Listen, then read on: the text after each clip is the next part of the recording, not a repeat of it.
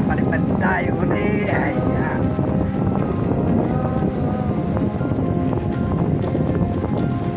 Papalipad ulit tayo ngayon at nakikita natin kung gaano kalayo ang ating pupuntahan.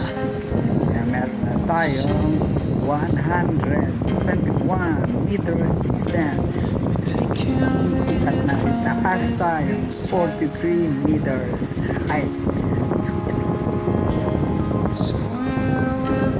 Ayan guys, makikita nyo yan yung kalsada papunta sa aming lugar. Ayan, kapunan kapaligiran, Malaisda.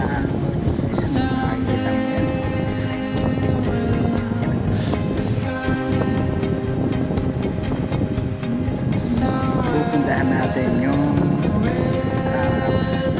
dagat. Ayan, tutumbukin natin yung dagat. Ayan guys, papunta na yan sa dagat.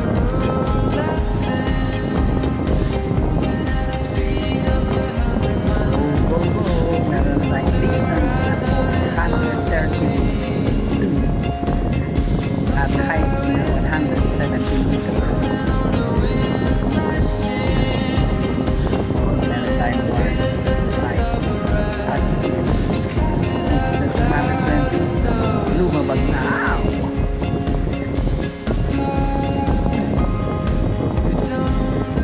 Meron tayong distance na 623 at height na 171 meters above.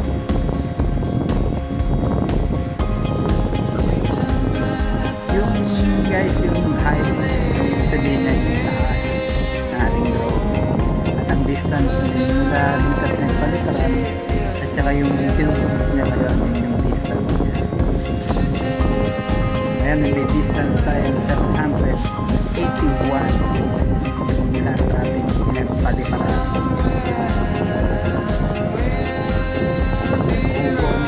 Pagpay, napakaganda ng view. Ayan guys, Malaisdaan. Puno-puno Malaisdaan ang kapaligiran dito.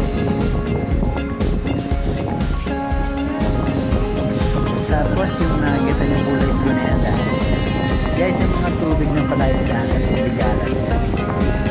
Meron silang entry, ayan, kung mapapansin, kagaling sa dagat yung mga tubig.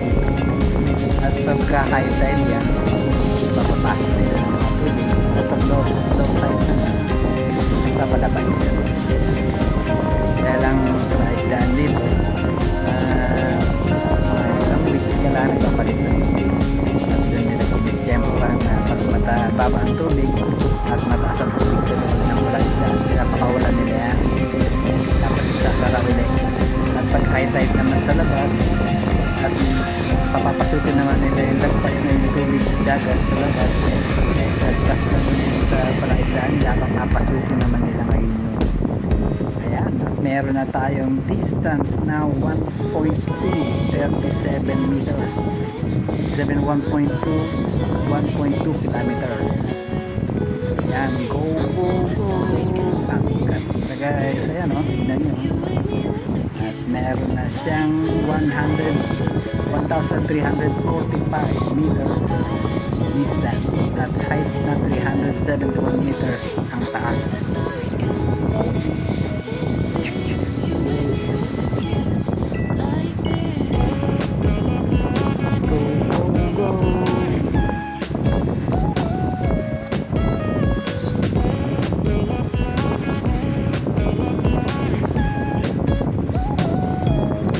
Bilang ayan na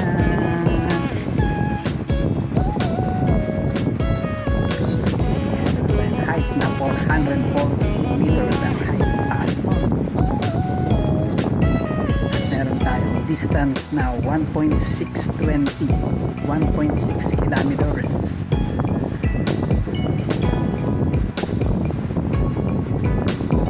Meron siyang strong wind warning, sabihin nakaka-detect siya ng malakas na hangin at kailangan daw i-uwi ang drone, pero hindi ko yan pinapansin. Takbo lang tayo hanggang maputo. signal. 1.782 meters, 1.7 kilometers. Layo. Kaya, namatay na. Namatay siya sa 1.785 meters. Pinakamalayo kong narating dito is 1.885 meters. 1.8 kilometers. Pero depende sa panahon. Pag medyo malakas ang hangin, yan, tutulan tayo ng signal. Yan guys, pauwi na siya. Ayan, mapapansin mo guys, yan lugar na yan, tumpok ng bahay, yan, parang village dyan natin. At ang paligiran namin na para isda. Ayan, may highway lang siya, makikita mo yung highway. Ang kaliwa niya papuntang Levedra, at ang pakanan naman yan papuntang Rojas City, Capiz. Doon na yung city, doon na yung mga SM, doon na yung mga airport, mga Jollibee. Punta ka daw mula dito sa anong bahay hanggang sa Rojas Capiz, mga 1.6 kilometers.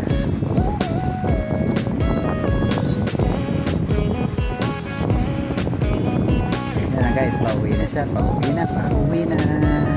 Ayan, naputol siya ang signal niya, kaya ang drone automatic uuwi yan kung saan ka nagpalipad. Ayan, medyo pinas forward lang ang pag-uwi. Ayan, medyo mabilis siya, pinorward lang siya.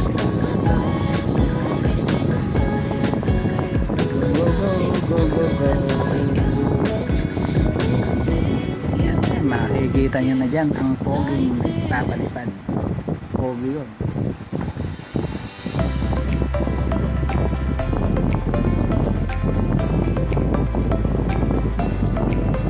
Ayan guys, ang lugar namin. Lupa lang yan.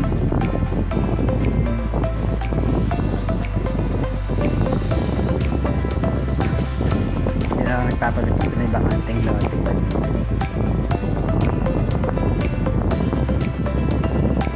Yan, ang ilog na yan, galing din sa dagat yung tubig alat na low tides. Oras na nagpalipad ako siguro mga 5:30 low tides yan. Papalit dito, dati sa gabi ang high tide, ngayon low tide. Thank you guys. I-click mo lang ang subscribe at notification bell para masubaybayan mo ang mga susunod kong video.